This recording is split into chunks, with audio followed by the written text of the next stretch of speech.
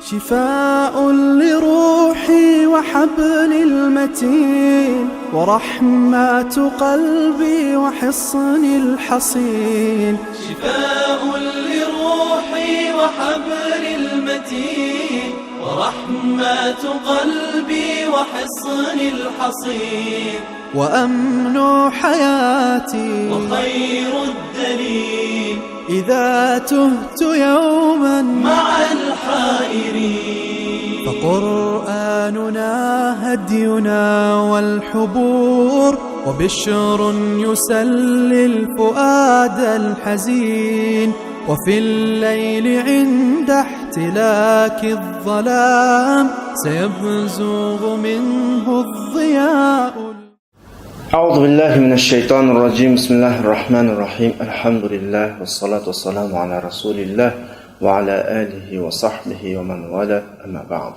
Hörmətli qarindaşlar, biz ilgirki dərsimizni 250-ci ayətlə axırlaşqandıq. Yəni Talut Müslümanlar qoşunuğa rəhbər olub, qomandan olub, qoşununu bir neçə qatımlıq sınaqlardan ötküzgəndən keyin cəngə hazırlanğan bir halətə kelib, Allah Subhanahu və Taala'ga dua qilish bilan axırlaşdırğandı. Bugünkü ayətdə şunun davamını oxuyumuz. 251-ci ayət. Estaizu billah fehazamuhum biiznillah ve qatala Davud Jalut ve atahullahu mulka vel hikmete ve allamahu mimma yasha ve lawla daf'ullahi'n nas ba'dahum li ba'd lafasadatil ardu walakinnallaha zu fadlin alal alamin. Yani ular Allah'ın izniyle düşmanlarını, kuparlarını mağlup kıldı. Davud Calut'la düşman koşununun başlıkını öldürdü. Allah Subhanahu ve Taala Davud'a mülk ve hikmet ata kıldı. Özü xalığan bilimlerden Davud'a öğretti. Eğer yukarıdaki okşaş Allah Subhanahu ve Taala insanların ba'sini çeklep durmaydı aşıp kalsa la fasadetil ardu, yani zemin buzulup gitti, buzgunçulukka tuşadı. Ama Allah özünün halkıga, bütün alemlerge keng fazli merhamet sahibidir. Hem de bu ayette Allah Subhanahu ve Taala bizge müminlerge galbi vergenlikini, müminlerinin uruşta yengenlikini haber kıldı. Bu haberini ayetin 5'deki fehazamuhum, ularni qana qildi, mag'lub qildi degan ifoda bilan qana qildi bizga ifodaladi. Endi oyat siyoqiga shunday qaraganimizda mu'minlar ularni mag'lub qildi, Davud Jalutni o'ltirdi degan bu ikki ifoda bor. Mag'lub qildi deb bo'lib, Jalutni o'ltirdi degan qaragan vaqtda dushman qo'shinining hammasi o'ldirilmagan. Fakat çoğunları, katilleri, komandaları öldürülgen. Ayette Davud Calut'unu öldürdü de bayağı keyin edilen. Mağlup kıldı da bulup onu öldürdü. Çünkü bir cangdaki galbe ve mağlubiyet karşı tarafını tüp yıldızdan kurutup öldürütüşten emez. Belki karşı tarafınınki çaresizlik, tedbirsizlik tüpeylidin kendine kaçılan ifade oldu. Yani karşı taraf teslim oldu, kol küterdi, kaçtı, canında kana kılındı, yenildi. Yani buna digerlik ulanın hemmini öldürüldü digerlik gelmez. Fakat onun içindeki çoğun, yani kumandan, rehber, kuparınınki kattıları var, eimmetul kufre şula öldürüldü. Ayette mi buna ait inik şekilde Davud Calut'unu öldürdü, oturup çıktı, ma haber yani. Yani Calut şu vaxtdaki mağlup bolgan kupar qo'shinninki çoğu bunu Davud qo'g'lab öldürdü. Endi biz mushakaga vaqtimizda biz Sura Baqaraning 5-ni tatib o'qiyotimiz. Davud alayhissalomning ismi Banu Isroil qissalarida tunji qatim deyildi uchirdi. Biz bundan ilgari Banu Isroilning qissasini o'qib Davud alayhissalom to'g'riliq bir narsa o'qib boqmadik. Davud alayhissalom to'g'riliq boshqa tushunchaga ega emas. Ama başqa oyatlarda Sura Saba masalan وَلَقَدْ آتَيْنَا دَاوُودَ مِنَّا فَضْلًا ya jibale awbi ma'ahu wat-tayra wa alannahu lahul hadid. Yani biz Davud'a nurgun fazli merhamet kıldık. Hatta tağla, kuşla onunla bile tesbihi eydidu mesela. Tümürünü onunla yumuşak verdik. Degендek Allah Davud Aleyhisselam'a bergen nurgun nimetlerini tilgaladı. Ama bizning o'qiyotgan bu sura Baqar diki Banu İsrailning qissida Davud Aleyhisselam to'g'riliq biz hech qanday bir narsa o'qib boqmagan. Faqat mana mao bugungi voqelikdagi tilg'ilingan jarayon Davud Aleyhisselamning tarixininki bizga nisbatan qanaqlanish, boshlanish. Ya'ni Davud Aleyhisselamning ham o'zininki diniy hayotidagi ish izlarininki qanaqlanishi, boshlanishi. Yani Majangda Davud Aleyhisselam Calut'unu öldürdü. Şunu olan Davud Aleyhisselam'ınki dini hizmeti vazifesi şundan için başlandı. Davud Aleyhisselam 10 kırındaş. Davud Aleyhisselam en küçüğü. Rivayetlere göre şu vaxtdaki peygamber kişiler dedi ki Calut'a karşı bu cengi kirgen adam çokum Musa Aleyhisselam'ınki savati onunla delgiliş gerek. Degendek bir rivayetler var. Davud Aleyhisselam'ın dadısı Musa Aleyhisselam'ınki savutini yani cangdaki valadıgan savutini bütün ballarına doğrulap baktı. Fakat en küçük olan Davud Aleyhisselam'a odul geldi. Ondan keyin mushu savutni kiyib Davud Aleyhisselam jangga kirdi. Müşriklarninki qo'mondoni bo'lgan Jalutni o'ldirdi. Allohning hikmati mu'minlarning eng kichiki müşrik qo'shinning eng cho'ngini o'ldirishni xohladi. Bu Allohning shu vaqtdagi irodasi. Ya'ni Davud Aleyhisselamning tarixining boshlanishi mush jang. Bu jang büyük bir fethi, büyük bir g'alaba oldu.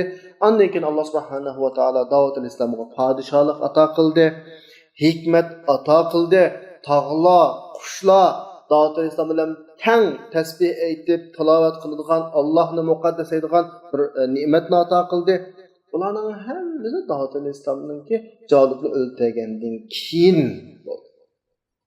Shuning natijasida bo'ldi. Davud Aleyhisselam shuningdan keyin savutni yaxshi ko'rib, savut yasash kasbini shug'ullandi. Hayotida shu kasb bilan shug'ullandi. Alloh subhanahu va taolo Davud Aleyhisselamga tumurini loydek yana qildi, eriydigan. Yani bu kasbni shunchalik Davud Aleyhisselamga qanaqib berdi. Badi yani qanchalik qilos qila oladigan bir holatda qilib berdi.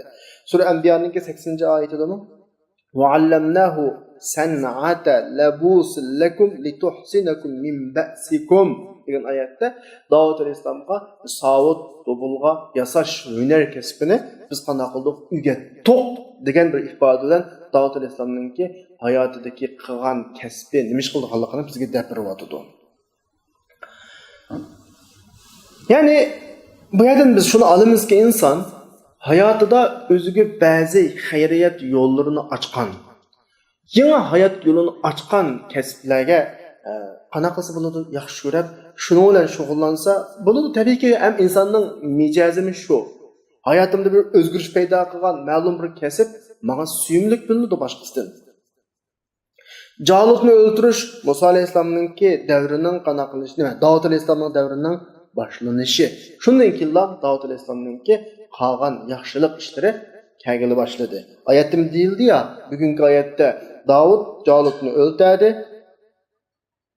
Allah Davud'a padişahlıkni, hikmetni ato qildi. Allah o'zi xohlagan bilimlarni Davud'a o'rgatdi. Agar Allah kishilarni ba'zi-ba'zidan cheklab turmaydigan bo'lib qolsa, mazmun buzilib ketadi. Ammo Allah o'zining xalqiga, butun dunyoga fazli marhamat egisi. Endi mishaga qaragan vaqtda biz bir narsani tushunsak bo'ladi qarindoshlar, men oyatdan. Koinotda bir masala bor.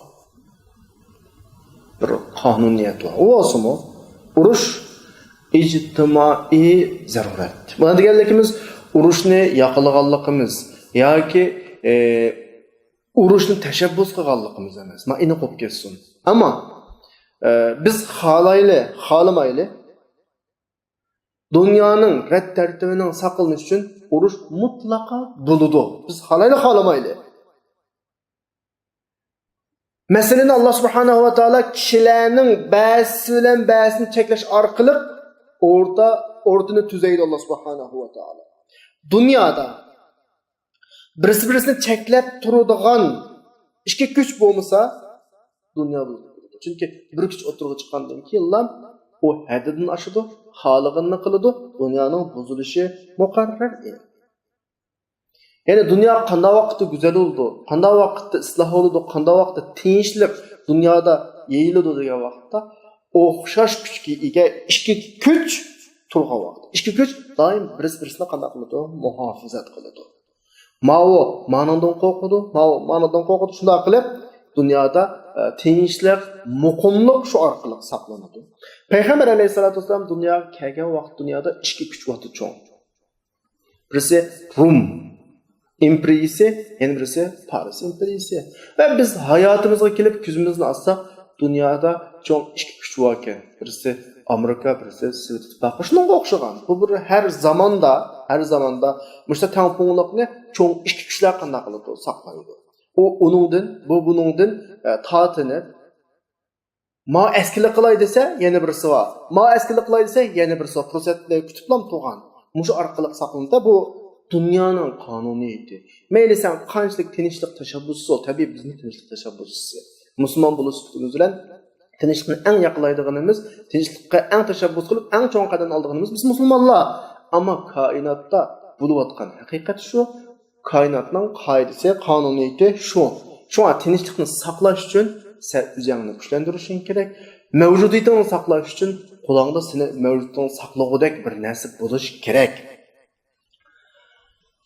Hem ayet ki وَلَوْلَا دَفْعُ اللّٰهِ النَّاسَ بَعْدَهُمْ بِبَعْضٍ لَفَسَدَتِ الْأَرْضُ diyen ayet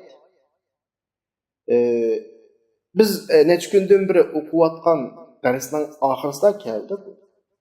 Yəni Bəni İsrailin düşmənlərinin ortasında bir toqunuş görəş bildiriklik. Düşmənləri Bəni İsrailni yurtdan qoğlab çıxırıqlıq. Anıgın Bəni İsrail peyğəmbəridən ya ursa qıldı. Allah bizi bu uruşni pərəz qılsın deyə uruşqa ruxsat versildi. Bizə bir padişahın birini belgiləb bəsə, biz şunun bayrağının aslında uruşsa qıldı. Manda bir əhvallarlıq. Am padişah belgilənген. Bu padişahın Allah tərəfindən belgiləngenlikinin ifadəsi Allah subhanahu wa ta'ala bula uzundan bir yoxutub qoyğan tabutni bulağa keltirib biriş arqılıq tasdiqlamağa ifadələndi.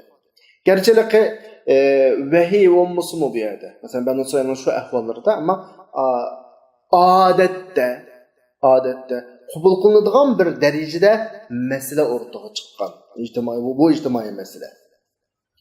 Yani bu yerden biz şundak bir ictimai okumdan birini, ictimai meseleden birini çıkarırız. İnsan bir işqi yüzlengen vaxtda, maaşla qiliman degan vaxtda, meyli kişilik bir iş olsun, yoki ijtimoiy toplum qiladigan, jamiyat bilan birga qiladigan ish olsun, cho'qim eng burun bütün imkoniyatini sarf qilib, sabab qilish kerak. Bu hozirlanish kerak.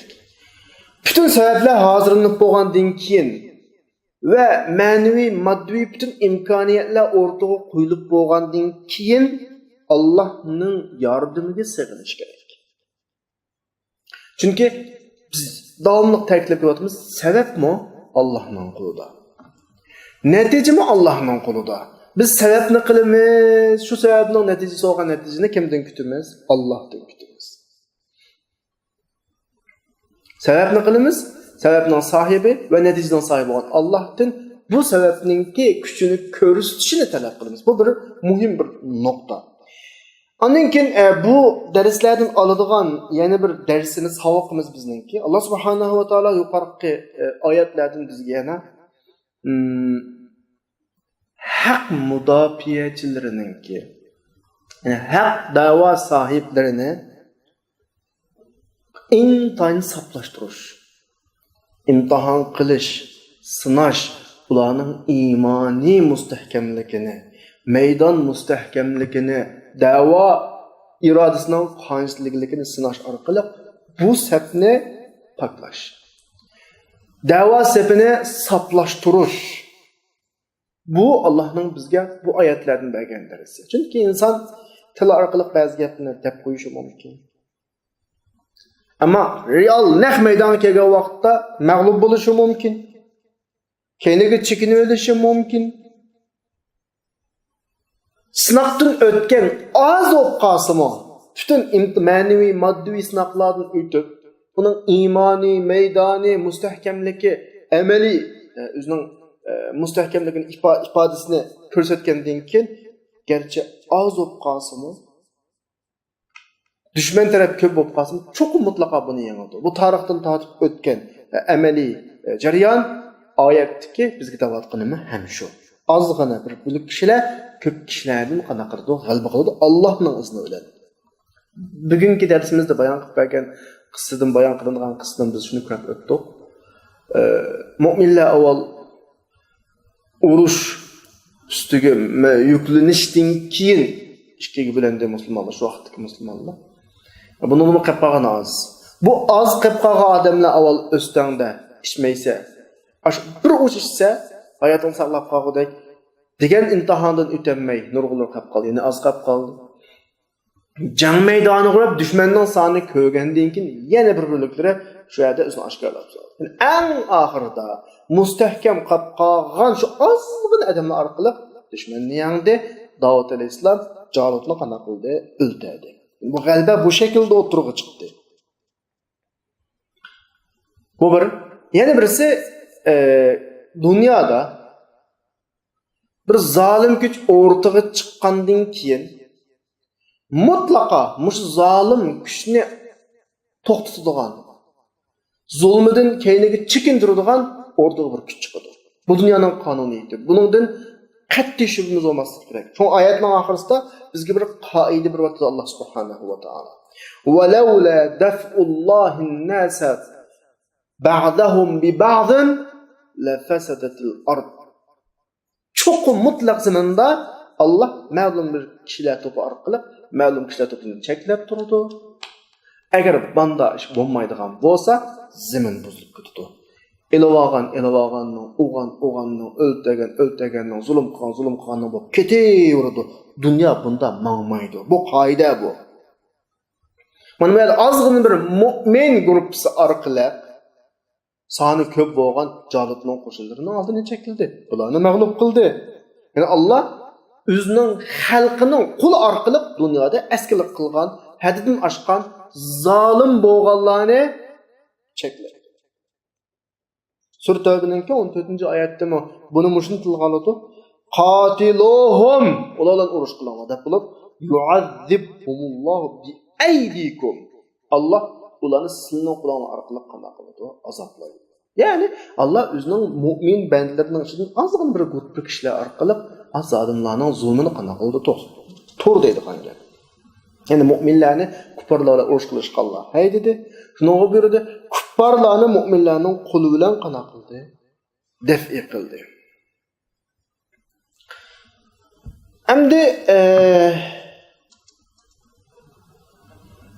bugungi hozir o'qiyotgan oyatimizdagi Allah ba'zi kishilar orqali cheklab turmasa zamin buzilib ketibdi degan oyatga o'xshash bir oyatni Sura Hajda uchirtimiz. Sura Hajningki 40-oyatida "Allazina ukhriju min diyarihim bighayri haqqin illa an yaqulu rabbunallah wa laula daf'ullahin nas ba'dahum bi ba'din lahuddimat sawami'u wa bi'un wa salawatun wa masjidun yuzkaru fihi ismullahi kaseera." Yani diyardan haqsiz, nahaq chiqaritilgan kishilar, Rabbim Allah deganlik uchun chiqaritilgan kishilar deb bo'lib, agar Allah shu kishilarning ba'zini orqali cheklab turmasa edi, ibodatxonlar, masalan, o'z vaqtdagi cherkov, o'z vaqtdagi Musa alayhisolamning Banu Isroilning ibodatxonlari, masjid degandek Allohning ismi ko'p tilg'anilgan o'rinlar hammasi yiqilib ketdi. Bu yerda ikki oyatda mana bir o'xshash taraf bor. Ikki oyatning beshida yurtidan qo'g'langan bir bo'lak kishilar bor. Biz bugün o'qiyotgan oyatdimi, ilgari darsimizda o'qib o'tdik. Banu Isroil o'z yurtidan qo'g'landi, qarindoshlaridan, bolalaridan ayrildi. Shu yuzidan ular o'rtaga chiqdi urushimizdan. Bu bir muqaddime. Hazırki sure Hac'daki ayette mi? Yurtudun fakat Rabbimiz Allah digenli üçün çıkarılgan insanlar dep gep başlandı. İşkeresinde okşaş muqaddim var. Yurtudun çıkarıldı, kayrandaşlarından ayrıldı. Bu iş bir nokta, yani mühim nokta var kayrandaşlar. Birovlarınınki, bir milletninki, bir cemaatning, bir cemiyetning kişilerininki yurtudun çıkarılıp balıvaqilere kavim qarindaşlardan ayrılıp öldürülüş girdavıga berilip qalğan bu ahval bu milletning çoğ bir iş qilishning oldidagi ifoda. Qurvatda dunyoda xalqan davlatga hujum qilinmaydi. Xalqan millatga hujum qilinmaydi. Yani jamoat fikri var dunyoda. Cho'qim bir bahona sabab bo'lish kerak. Bir milletning o'z yurtidan chiqirilib, o'ldirilib, buning xalqi olamning oldida o'rtaga chiqirilishi shu millatning u zolimga qarshi urush qilishning tunji hozirlik qadimi. Urushning bahonasi bu. Urushning sababi. Allah bir millatning beshiga shu kunni keltirgan bo'lsa, bilinglarki shu millat, shu zulmga uchragan millat pat arada Allohning askarlari bo'lib, zolimning oldida to'g'ri izolim deydi. Ikkinchi oyatdagi boshlang'ich muqaddima shu qarindoshlar. Sura Baqaradagi oyatmi shu. Sura Haj'dagi oyatmi shu. Yurtidan qo'g'langanlar deb bo'liblam nima deydi? Va laula daf'ullohin nasa ba'dahum bi ba'd degan yava. Yani Allah insonlar orasida bir-birlik bilan cho'qim qanaqil chekladi. Yani shu ojizlab qaralgan, yurtidan qo'g'langan, shu bechora o'limga duchor bo'lgan shu kishilar orqali dunyoda o'zini kuchli deb o'ylaydigan her çok imperiyalarning şular orqali parchalaydi. Cho'qim bu mutlaq dunyoning qonuniyati. Buni inshaalloh cho'qim ko'ramiz. Agar ashta bo'lmasa, oyatning oxirida Sura Baqaradagi oyatda zamin buzg'unchilikqa tushib ketdi. Zolimlar ketaverdi. Zamin buzilib ketdi. Ikkinchi oyatda, Sura Haj'dagi oyatda masalan Yahudilarning ibodatxonalari, Hristiyanlarning ibodatxonasi chirkov mesela, Müslümanların ibodatxonasi bo'lgan masjid, yani o'z vaqtida hammasi Allohning o'ylari ya, mushlarning hammasi yiqilib ketadi. Mana ifoda qo'llandi. Zamin buzilib ketadi, ibodatxonlar yiqilib ketadi. Bu ikkisi muqaddima o'xshash, o'tirdagi ifoda o'xshash. Oxirdagi bu natijada farqli natija chiqdi. Sura Baqarada zamin buzilib ketadi degan natija bor. Sura Haj'da ibodatxonlar qana qilib ketadi. Hammasi yiqilib ketadi degan gap bor. Andas birdan kelaydi. Ikkala oyatda yurtidan chiqib ketish bor. Yurtidan chiqib ketish bo'lgandan keyin yurtidan chiqilgan odamning qalbida shundoq bir alam bo'ladi-ki, yurtiga qaytib urush qilib o'zining yurtini qana qilish, fath qilish. O'zining yurtini fath qilish. Masalan, Banu İsrailning voqealigi Sura Baqaradagi.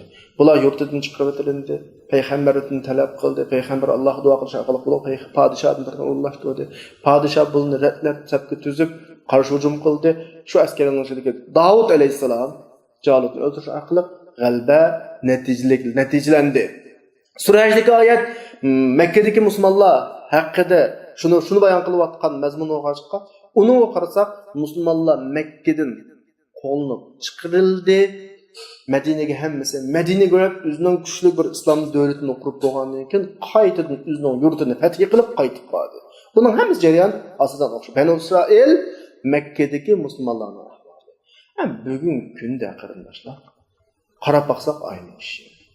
Aciz milletlarninki bir mezgil buzaq qilinishi, yurtini qo'g'lanishi shu millatning dunyo sahnasiga qaytib chiqishiningki birinchi qadam bosqichi. Bu mutlaqo bizning ishonch iymonimizda bo'lishi kerak. Buni mutlaq iymon keltirishimiz kerak, mutlaq ishonishimiz kerak. İnşallah biz Allohningki zaminidagi kelgusidagi askarlarimiz bugungi bo'layotganlarning hammasi bizga nisbatan ruhiyat jihatdan bizni chaniqtirish, psixik jihatdan bizni yetildirish boshqa narsa emas.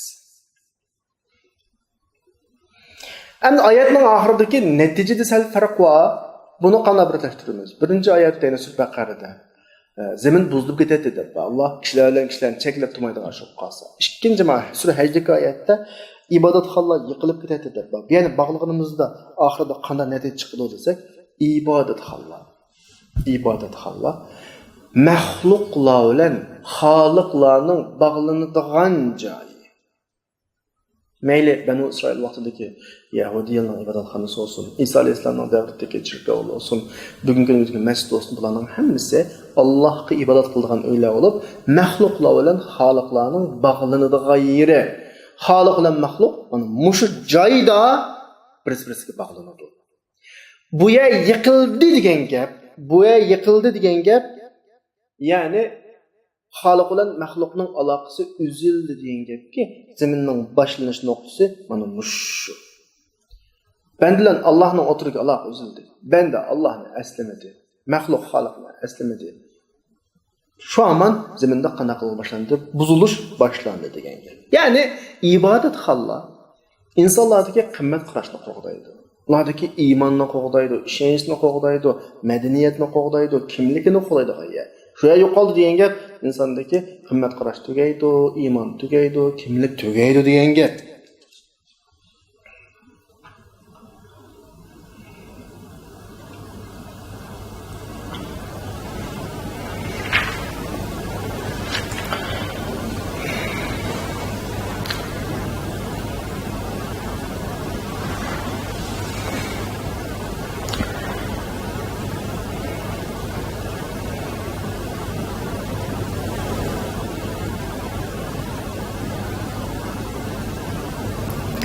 Hamda oyatda Allah subhanahu va taolo ma'lum kishilar orqali ma'lum kishilarni qanday turadi, cheklab turadi.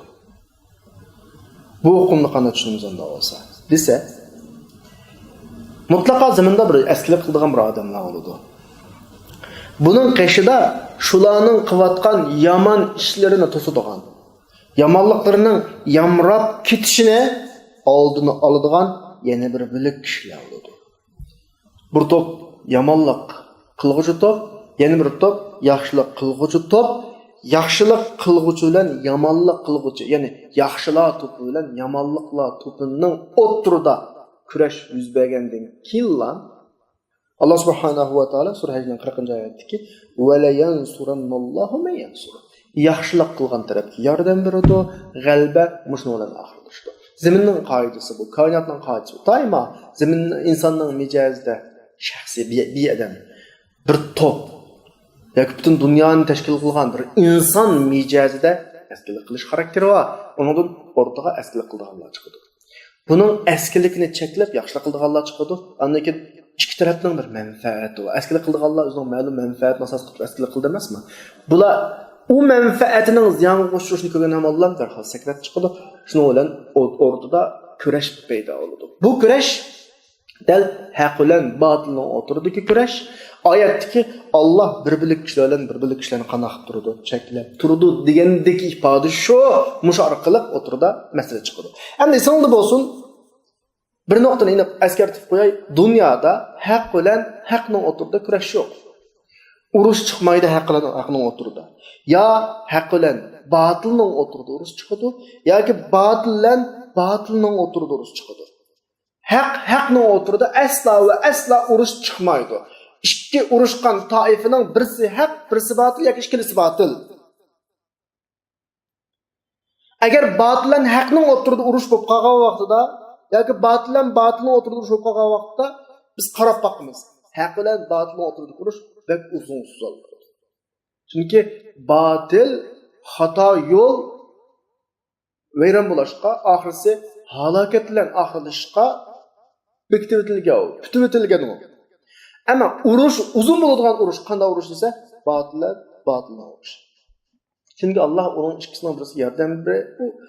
O'xshash Allohning nazarida. Chunki bu botil hech qaysi yordamga beradi loyiq emasda. Bu fasod, uni fasod. Alloh subhanahu va taolo bu fasod bilan bu fasodni vayron qiladi, u fasod bilan bu fasodni vayron qiladi. Boshqalar fasodlar oxirlashdi.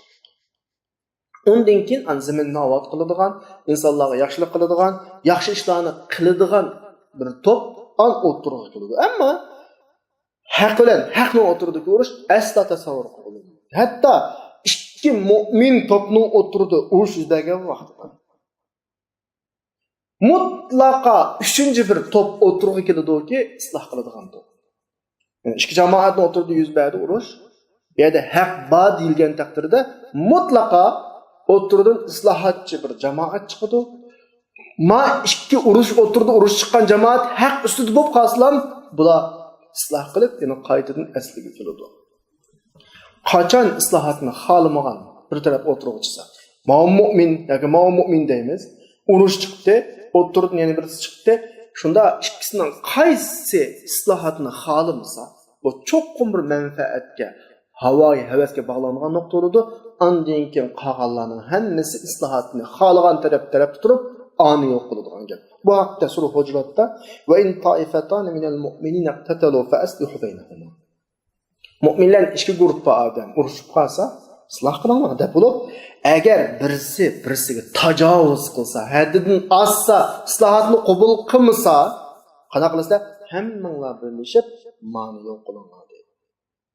Masala Allohning buyrug'iga qaytgan qilib. Agar keyniga qaytib tavba qilib, hammasi bo'l biz xato qilib ekanmiz, chunki bizning yo'limiz bir, nishonimiz bir, g'oyamiz bir deb keyniga qaytsa, fa aslihu baynahuma bil adli waqsitu. Adolat bilan bu ikkisining o'rtasini qarang, isloh qiling. Alloh adolatli qilishni yaxshi ko'rib ish orqali haqning har zaman bir ekanligini o'tirib qo'ydi Alloh subhanahu. Ikki haq olmaydi, bir haq bo'ladi. İşte haqning o'tirdi, kurash uzun davomlashmaydi, kurash bo'lmaydi, cho'qim bo'lsa bir taraf batil bo'ladi. Chunki uning qoidasi bor. Ikki haq deb qaralgan mu'min ikki jamoat o'tirdi, urush yuz berdi degan gap. Darhol isloh qilish tarafdoridan islohni qabul qilmagan taraf bag'i yo'ladi. Uningga qarshi musulmonlar birlik saf tuzish kerak, uni yo'q qilish kerak. Ya'ni har doim haq jamoati, haq to'pi bir bo'lish kerak. Endi bugungi davrimizda urushlar, da'talashlar uzrab ketyapti. Qarasa hammasi haq chopinini kiyib olgan, haq shaklga kirib olgan. Bu mu'min davosida ish kelsa, urush to'xtamayapti. O'rtada bu ikkisining o'tirini isloh qiladigan bir mu'minlar to'pi texi yo'q. Bu bizga bir narsalarni deb berdi endi. Ya'ni bu yerda haq jamoat yo'qdek yoki bu emasdek. Agar qaysi birisi haq bo'lgan bo'lsa, Alloh subhanahu va taolo qarshi buningga qana qildi, yordam berdi, masala oyoqlashadi. Endi bo'layotgan ishlarni biz ba'zisini o'zimizga nisbatan bir zulm, xafaliq, beshimizga kelgan balo, musibat, kulfatda his qilamiz. Ammo dunyoning uzunligiga, Allohning hikmatiga nazar tashlagan vaqtimizda yana shu bugungi oyatni takrorlashimizga to'g'ri keladi. Walaula daf'ullohin nasa ba'dahum bi ba'din. Bu bo'layotgan ishlarning hammasi ma'lum ishlarning hozirligi. Bizning bugun bu qadar zulmga uchrab ketishimiz, yurtlarimizning qo'g'ilib chiqishlarimiz, ota-onalarimizning, qarindoshlarimizning ayrilishimiz, beshimizga bu kulfatlarning kelishi, kellik ustidagi buyuk, cho'ng bir vazifaning oldingi tayyorlik bosqichi. Biz g'oyat zo'r bir dushmanning oldida bu dushmanga hozirlanyapmiz ma'naviy jihatda, ruhiy jihatda, jismoniy jihatda. Alloh subhanahu va taolo kelgusimizni qana qilsin, buningga hazırlaydigan, şunu layık qiladigan parlaq qilsin. Endi osmon, zamin buzuldu, yani oyatdagi bir nuqtani diqqatimizni tortdi. Va laula daf'ullohi an-nas ba'dahum bi ba'din la fasadatil ard. Kishilar bas-basdan cheklab turmasa edi Alloh. Zamin buzilib ketadi degandagi buzilib ketish zaminga qartilgan gap emas, ma'no qilishni olar. Qilimiz ini qo'yib ketsin. Zaminda bunda bir narsa bor. İnsanın faqat huquqi yo'q, yani insonning qo'li yo'q bir narsa bor.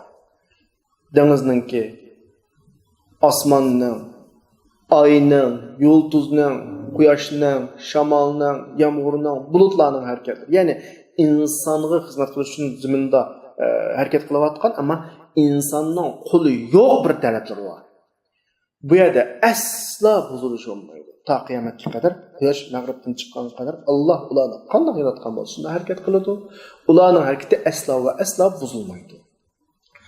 Chunki was-samaa rafa'aha va wada'al mizan. Alloh hammasiga bir o'lcham bekitib o'tgan.